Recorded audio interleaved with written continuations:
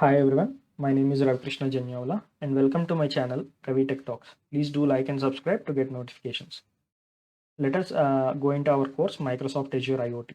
So today we will be discussing about configuring IoT tires and scale. So let me switch to Azure portal. Okay. So previously in our Azure portal we have created this Azure IoT hub which is under free tire and number of IoT hub units is 1. So I have mentioned it to you that we will discuss what are the tires and what is scaling and what is the IoT hub units mean and what is the device to cloud partitions mean at a later point in time, right? So we will discuss on these right now. So if you go to Azure IoT hub pricing, you can see that you have basic and standard tires, and inside the standard you have free tire. So if you are going for a free tire, please only go for a free tire if you are doing in some POC or if you are doing some self-learning or anything like that. Please don't go for any development or production activities on free tire, because once you select the free tire, you will lose the ability to scale up or scale down to different tires like B1, B2 or S1, S2. Okay, so you'll if you want to move it into production, you'll not be able to move. You have to create another Azure IoT hub with a different tire and edition. Okay, so the basic tire will start with the B, and inside that there are three editions: B1, B2, B3, and standard tire you have it has S1, S2, S3 as the editions. Okay, we will discuss about what is the difference between basic and standard tire in a minute. So before that, let us look at the other factors which are affecting the billing, that is the pricing. Okay, so when you are going for a B1 basic tire and the addition of B1, you can see that the total number of messages per day what we get is 4 lakh messages. Okay, and each message size need to be 4 KB. So let us say from the device to the cloud, you are getting a single message which is at 4 KB. So then that particular data will be considered as one message. Okay. Let us say from the device, you are getting a 6 KB message. Then that 6 KB data will be considered as two messages. Okay. If you are getting, let us say 8 KB of data, then it will be again considered as 2 KB. And if you are getting 10 KB of data, it will be considered as 3. So anything which is crossing the 4 KB mark, it will be considered as a new message. Okay. So based on that, you need to see how much is your consumption. So if your device is sending 12 KB of data, so it is like you are using up three messages in that day. Okay. And now let us see per IoT hub unit. What does it mean? What does it mean that IoT hub unit? So one unit. So in the basic tire, in the B1 edition, so one IoT hub unit costs 720 rupees, and it will give you 4 lakh messages, and each message size will be capped at 4 KB. So anything more than so each message need to be 4 KB. If your message is more than 4 KB, it will calculate it accordingly whether it consumes two messages or three messages. Okay, so let us say I'm having a device which is sending data to cloud, and daily it is sending less than 4 lakh messages. So in that scenario, I'll go for a B1 plan. Okay, so tomorrow the device is sending there are more number of devices added to it, and it is sending data at a much higher frequency. So the number of devices is grown, and it is sending now 8 lakh messages per day. Okay, so the next tier available for us is B2, which is at 60 lakhs. Okay, so obviously for 8 lakhs messages, we don't want to increase our plan to 60 lakhs per message. And here if you see, the billing is also at 3602, right? So rather than that, what you do is like you take 2 units of B1. So now if you are taking 1 unit, you are getting 4 lakh messages. If you are taking 2 units, you will get 8 lakh messages, and your billing will be 720 into 2. Okay, so similarly, if you are going for uh, more messages like 12 lakh messages, so you will increase your number of units. So when it doesn't make sense, so if 720 into 3, it is, if it is coming somewhere near to this 3000, then you can switch to the B2 plan and get the flexibility of having more number of messages. Okay, so that's how you decide. You need to know how much, what is the size of message what is being sent from your device. So based on the size, you need to say the size. If the device is sending 8 KB, you need to say 8 KB divided by 4, so 2 messages, so it will be 2. So you, based on that, you need to calculate like how many number of messages is it consuming. So is it falling inside this particular day limit what I am going to get? If it is not falling inside this, I need to change my plan. So again, when I'm changing plan, should I go for B2 plan, or can I take 2 units of the B1 itself? So that we need to decide based upon our calculation. Okay, and here you can see S1 S2, right? So here also, in the S1 plan, you get only 4 lakh messages. It is also each message size is 4 KB, but here the price is double. Okay, it's more than double. It's 1800.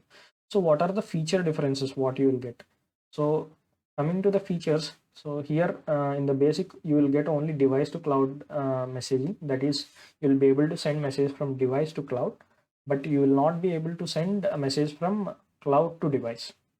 Okay, so you will not be able to send desired properties, or if you will not be able to send instructions or any such sort of things from the cloud to the device. So based on your requirement, let us say you are having dumb devices, or you are having a device which has a restriction. It cannot talk to it can send the data, but it cannot receive instructions. So in that scenario, you don't want cloud to device messaging, right? You only want device to cloud messaging. So based on that sort of requirement, you will see whether you want to go with basic or standard tier. And not just that requirement, if you want per device identity, it is enabled in both the things, message routing, event grid. So these are the protocols which are supported as of now: HTTP, AMQP, and MQTT. Okay.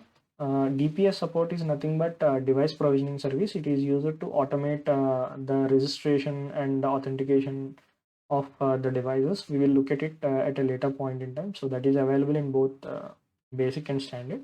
Monitoring and diagnostics is also available.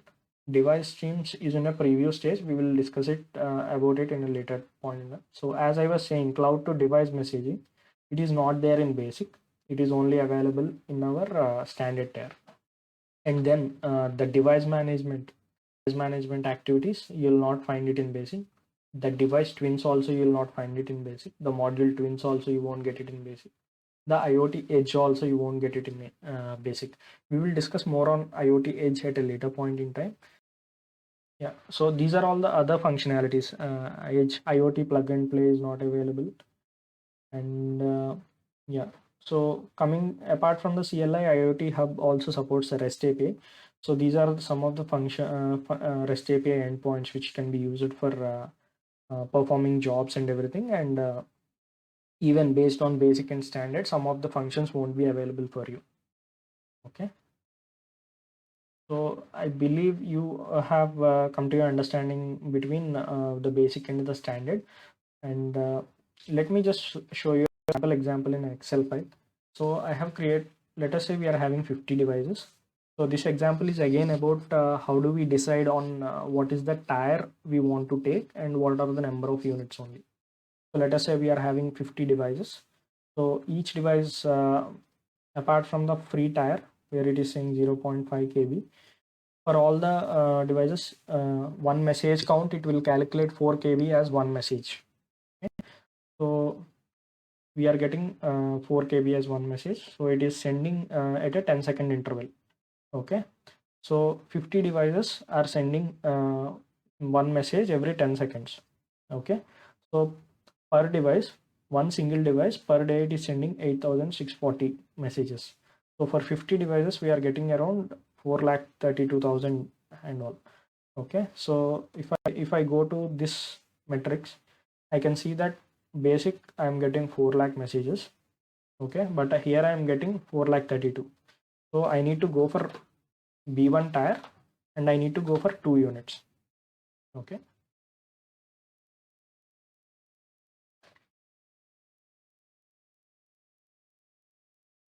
Let us say I'm reducing this further to 40.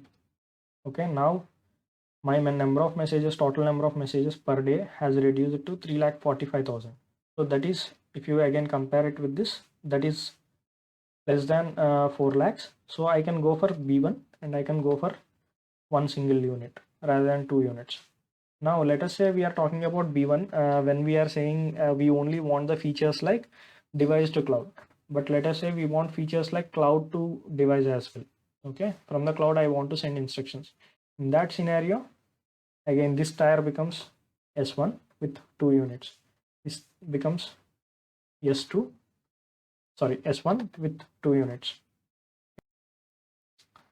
So that is with the tier selection and IoT hub unit. Hope you have understood that.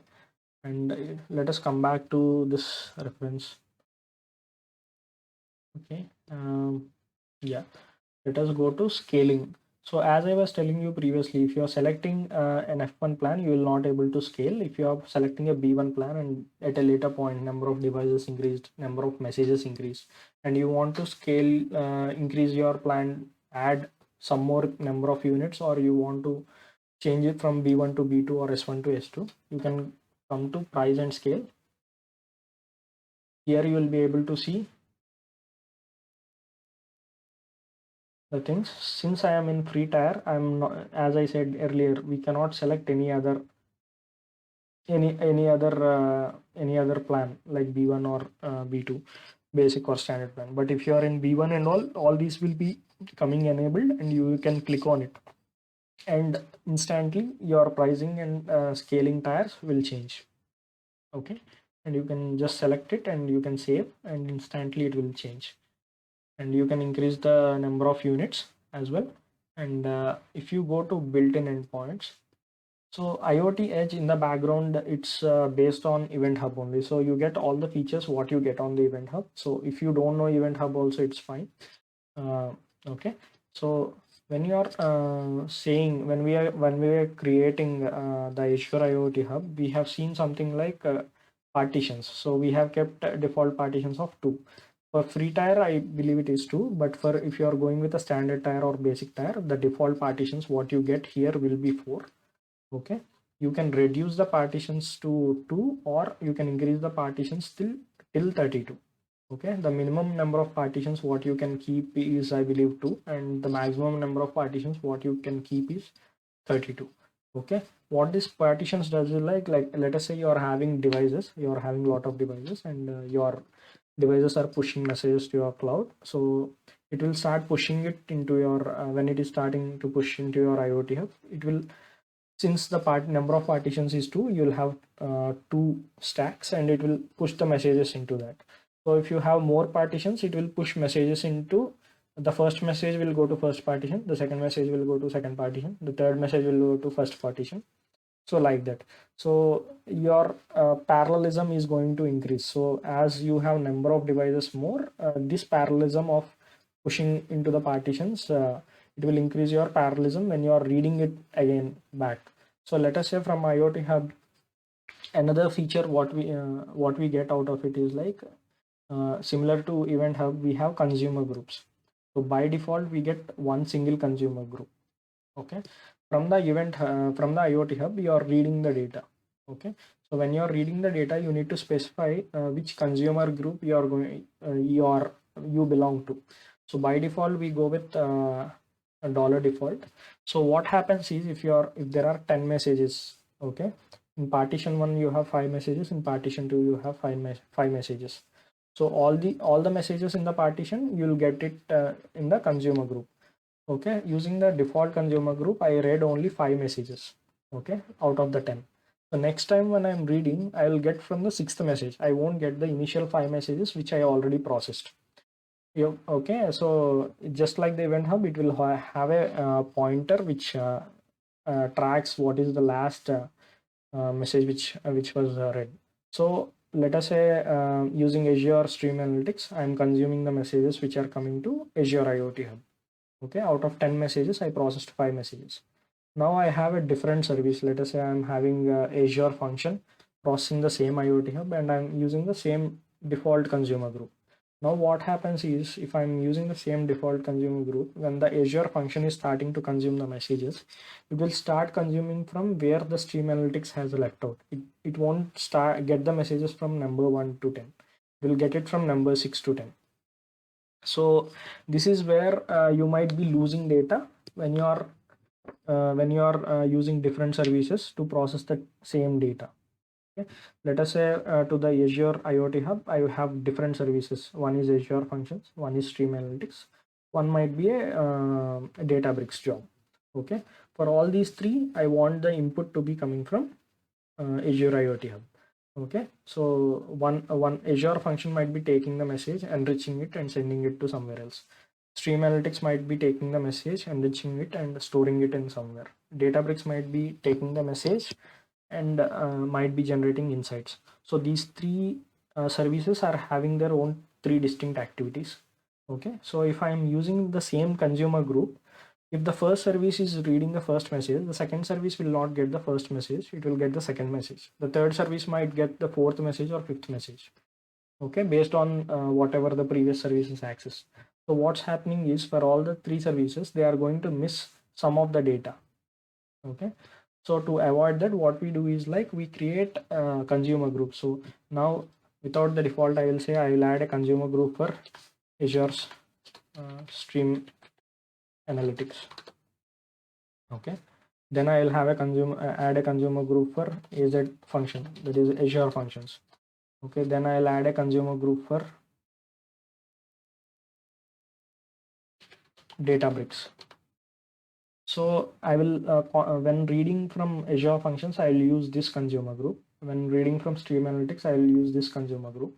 And while reading from Databricks, I will use Databricks consumer group. So what happens is, when Azure function processed, let us say we got 10 messages into Azure IoT Hub. When Azure function processed the first 3 messages, and it might have gone offline, or it might be off, and it might turn on at a later point. So when it comes online again, it will start reading from the fourth message.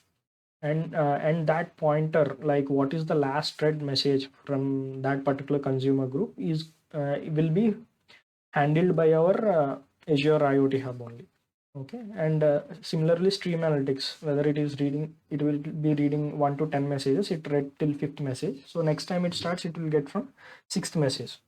So all the messages, whatever are, let us say all the 10 messages which came to Azure IoT Hub, all those messages will be sent to the consumer group without missing any of the messages. So all the messages will be given to all the consumer groups. Okay, so that's where you can add and remove these consumer groups at any point in time. But when it comes to the partitions, let us say you have created partitions, 4 partitions, and now you want to increase the number of partitions because you feel that your number of consumers is more, and you want to add more parallelism to this. Then it is not possible. Once your partitions are created at the Azure IoT Hub creation time, it's not possible to change the number of partitions what you have. Okay? That's another thing what you need to have in your mind when you're creating partitions. So make sure that you know how many number of applications are going to talk to your IoT Hub and pull the data, so that if you want to increase the number of parallelisms, you can go ahead and increase the partitions. Okay, and even the number of devices what are talking to the IoT Hub also you need to keep in mind. Okay. I hope this has given you insight into the pricing and scaling bit, and what are IoT Hub units, and how do we select the pricing tier, and the edition what you want to take, and into that. If you have any doubts related to any of this topic, you can comment below in the video, and I will help you on that. Have a nice day.